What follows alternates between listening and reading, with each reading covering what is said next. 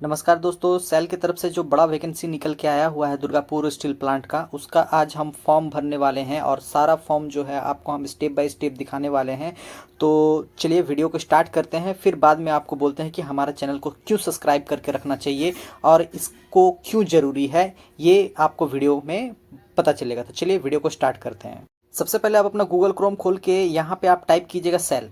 सिर्फ आपको टाइप करना है सेल। जैसे सेल टाइप कीजिएगा, देखिए यहाँ सबसे पहला ऑप्शन आपका लिंक मिल जाएगा www.cell.com करके मिल जाएगा या co.in करके मिल जाएगा। इस पर आपको आ जाना है। यहाँ पे आने के बाद सबसे पहले देखिए यहाँ बहुत सारा इंटरफेस इस तरह से दिखेगा। आपको कहीं कुछ करना नहीं है। यहाँ देखिए कैरियर ऑप्शन दिख रहा है, इस जगह पे आपको क्लिक करना है। जैसे आप क्लिक करिएगा आपको कुछ इस तरह का एक इंटरफेस आपको खुल के नजर आ जाएगा। यहाँ पे भी ज़्यादा आपको कुछ करना नहीं है। यहाँ पे आपको देखिएगा राइट साइड के स्क्रीन में लॉगिन ऑप्शन दिख रहा है, बस आपको यहाँ पे क्लिक करना है। जैसे आप क्लिक कीजिएगा आपको दो ऑप्शन मिल जाएगा, एक हो जाएगा आपका रजिस्टर हियर, दूसरा है रजिस्टर यूजर। अगर आप नए यूजर है तो रजिस्टर हियर पर क्लिक कीजिए। अगर आप एग्जिस्टिंग यूजर है, मतलब आप पहले से किया हुआ है, तो रजिस्टर यूजर पर क्लिक कीजिए। तो देखिए जैसे रजिस्टर यूजर पर क्लिक कीजिएगा, यहाँ पे आपको बहुत सारा ऑप्शन मिल जाएगा। तो आपको दुर्गापुर स्टील प्लांट को चुन के सबमिट करना है। उसके बाद आपको अपना यूजर आईडी बना लेना है। यूजर आईडी कुछ भी हो सकता है, तो यूजर आईडी चलिए मैं जल्दी से बना लेता हूँ। यहाँ पे रजिस्टर यूजर में बनाते समय आपको अपना आईडी बनाते समय बहुत सारा बात ध्यान रखना पड़ेगा। ऐसा आईडी बनाना पड़ेगा जो पहले से कभी बना हुआ ना हो। अगर ऐसा बना हुआ है तो आप कुछ भी अल्फ़ाबेट वगैरह नाम वगैरह चेक करके यहाँ पे चेक एलिजिबिलिटी में क्लिक कीजिएगा,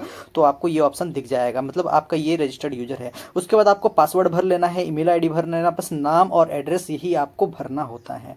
बस बारी बारी से आपको ध्यानपूर्वक आप धीरे धीरे भरिएगा। तो चलिए मैं पासवर्ड यहाँ पे बना लिया। पासवर्ड बनाने के बाद आपको ईमेल आईडी यहाँ पे डालना है। ईमेल आईडी को डालने के बाद आप ईमेल आईडी को कंफर्म करिएगा। तो ये चलिए मैं ईमेल आईडी को कंफर्म कर लेता हूँ।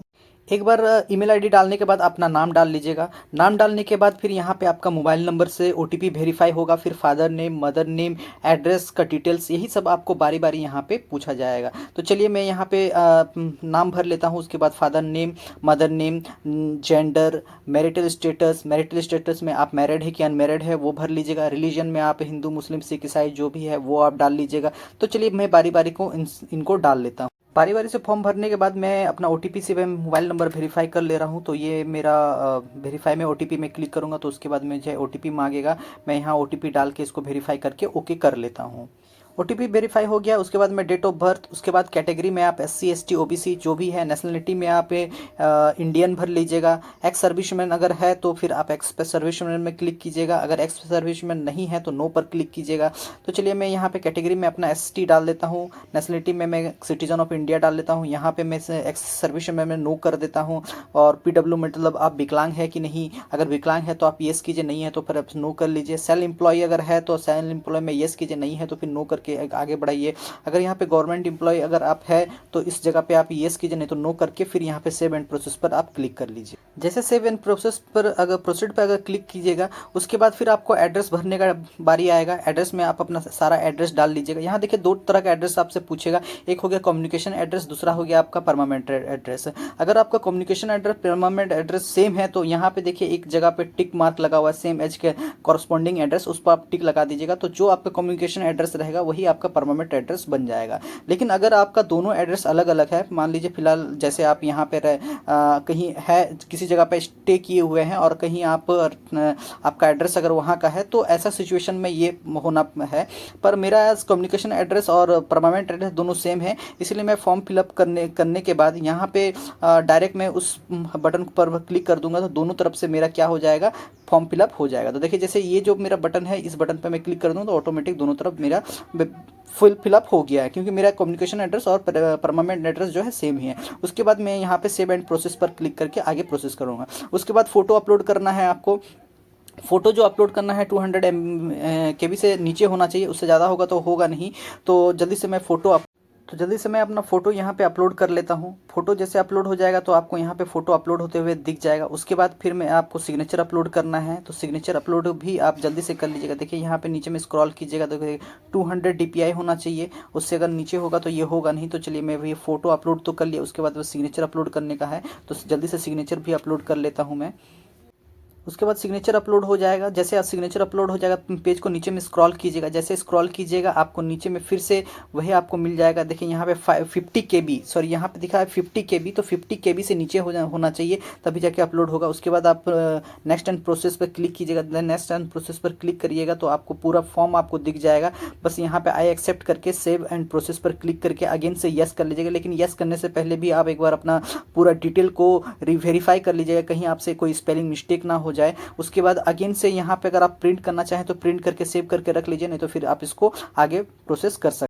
जैसे आप डॉक्यूमेंट सेव कर लीजिएगा, यहाँ पे देखिए लॉगिन टू यू डैशबोर्ड, तो इस पर आप क्लिक कीजिएगा। जैसे आपका यहाँ पे क्लिक कीजिएगा, यहाँ पे आपका यूज़र आईडी और जो स्टील प्लांट है वो आप चुन लीजिएगा। उसके बाद पासवर्ड डाल के आप लॉगिन कर लीजिएगा। आगे जो भी आप पासवर्ड अपना यूज़र जब बना रहे थे उस समय जो आप पासवर्ड बनाए थे उसी पासवर्ड से आपको यहाँ पे सेम लॉगिन करना होता है। चलिए मैं यहाँ पे अपना पासवर्ड डाल के लॉगिन कर लेता हूँ। तो देखिए ये मैं जब अपना आईडी बनाया था तो वो आईडी डाल लिया हूँ, और आपका यहाँ जो पासवर्ड में बनाया था पासवर्ड डाल के यहाँ पे जो कैप्चा कोड है उसको डाल के सबमिट करूँगा तो ये आपका लॉगिन हो जाएगा। तो जैसे लॉगिन होने के बाद यहाँ दो चीज़ दिखेगा, प्रोफेशनल दिखेगा, प्रोफाइल दिखेगा, जहाँ पे आपको सारा प्रोफाइल देख सकते हैं आप। दूसरा अगेन आपको इस जगह पे डैशबोर्ड नज़र आ रहा है, देखिए डैशबोर्ड पर क्लिक कीजिए तो करंट ओपनिंग जो है इस पर आप क्लिक करिएगा तो आपका आगे का प्रोसेस होगा। फिर यहाँ पे प्लांट में आप दुर्गापुर स्टील प्लांट को चुन लीजिएगा। उसके बाद नेम ऑफ पोस्ट में जो 10th पास और ITI है, देखिए यहाँ पे सबसे पहला में इलेक्ट्रिशियन, फिटर और मैकेनिस्ट, तो मेरा जैसे यहाँ पे फिटर है तो फिटर में भर के यहाँ पे प्रोसीड पे क्लिक करूँगा। जैसे प्रोसीड में क्लिक करूँगा तो कुछ इस तरह से आएगा। आपको क्या करना है, यहाँ पे जो एप्लीकेशन डिटेल है आपको वहाँ पे नहीं क्लिक करना है, जो मेरा पहला ऑप्शन है वहाँ पे क्लिक करिएगा तो ये ऑप्शन आपको खुलेगा। तो जैसे यहाँ पे खुलेगा, यहाँ इस तरह से रखिए आई हैव में क्लिक करके प्रोसीड में क्लिक कर दीजिएगा। उसके बाद पेज तो थोड़ा नीचे कीजिएगा, फिर यहाँ पे आई सर्टिफाइड में क्लिक करके यहाँ सेव एंड कंटिन्यू में क्लिक कीजिए, क्योंकि ये सारा डिटेल आप पहले से भर चुके हैं, इसलिए बस आपको नीचे में आई केयरफुली दैट जो रीड है ऑप्शन है वो सारा डिटेल जो है नीचे में आई में क्लिक करना है। चेकअप बॉक्स में कंफर्म करके यहाँ पे सेव एंड कंटिन्यू में क्लिक करते जाइएगा। जैसे यहाँ पे फिर आपको ये ऑप्शन मिलेगा कि डिसेबिलिटी है कि नहीं, तो फिर यहाँ पे क्लिक करके आगे बढ़िएगा। फिर यहाँ पे एक मेन क्वालिफिकेशन डिटेल जो है, यहाँ पे आप कौन सा ईयर में मैट्रिकुलेशन पास किए थे वो, और कौन सा बोर्ड में आप पास किए थे वो, बस यही दो चीज़ भरना होता है, ITI में भी और मैट्रिकुलेशन में भी, बस इतना चीज़ आपको यहाँ पे भरना होता है। तो चलिए मैं जल्दी से यहाँ पे भर लेता हूँ। जैसे सारा डिटेल आपका भरना हो जाएगा उसके बाद यहाँ पे आई चेक बॉक्स जो दिया उस चेक बॉक्स में क्लिक करके सेव एंड कंटिन्यू में क्लिक कीजिएगा। फिर उस तरह से यहाँ आएगा, ये यस पर क्लिक कर लीजिएगा।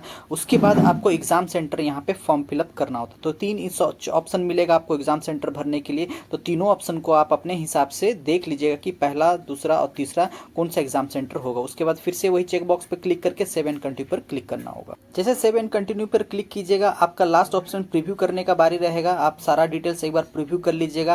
आपका सारा अगर सही रहेगा देन फिर आप नीचे में आई कन्फर्म पर जो चेक बॉक्स है इस कन्फर्म चेक बॉक्स पर क्लिक कीजिएगा। तो जैसे क्लिक कीजिएगा एक पॉपअप खुल के आएगा, इस पर आप ये यस पर क्लिक करके फिर I agree to finally submit पर क्लिक कीजिएगा। तो फिर नीचे स्क्रॉल कीजिएगा तो उसके बाद पेमेंट करने का बारी रहेगा। पेमेंट यहाँ पे देखिए ऑनलाइन मोड में होगा। ऑनलाइन मोड में भी आपको ऑप्शन मिल जाएगा कि आप डेबिट कार्ड, क्रेडिट कार्ड से कर सकते हैं। तो आप, मैं सबसे अच्छा ऑप्शन बताऊँ तो ये डेबिट कार्ड ऑप्शन को आप सेलेक्ट करके इसको आप फॉर्म फिलअप कर सकते हैं। तो चलिए मैं डेबिट कार्ड ऑप्शन को सिलेक्ट कर लिया। उसके बाद प्रोसीड टू पे पर मैं क्लिक कर दिया। मैं हाँ बता दूं एक चीज़ की, जो SC ST है उसके लिए 100 रुपये लगेगा और अदर जो कास्ट आता है उनके लिए 300 रुपीज़ लगेगा। पेमेंट करते समय GST के साथ कुछ टैक्स वगैरह कट के आता है, तो जो 300 रुपया जिनका कटता है वो लग जाएगा 310 रुपये के आसपास, और जो 100 रुपये का है उसको 102 रुपये के आसपास। तो चलिए मैं यहाँ पे पेमेंट का अपना डिटेल्स डाल के आगे इसको मैं पेमेंट कर लेता हूँ।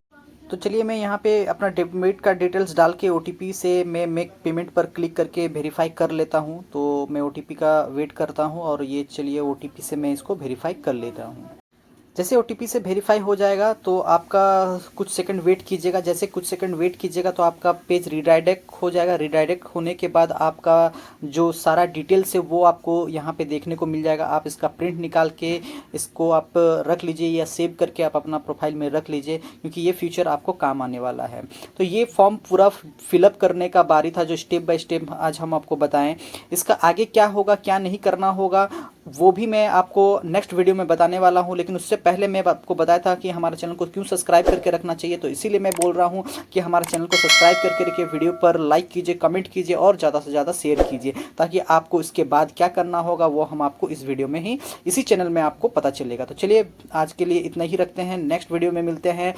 वीडियो देखने के लिए धन्यवाद। आपका दिन शुभ हो।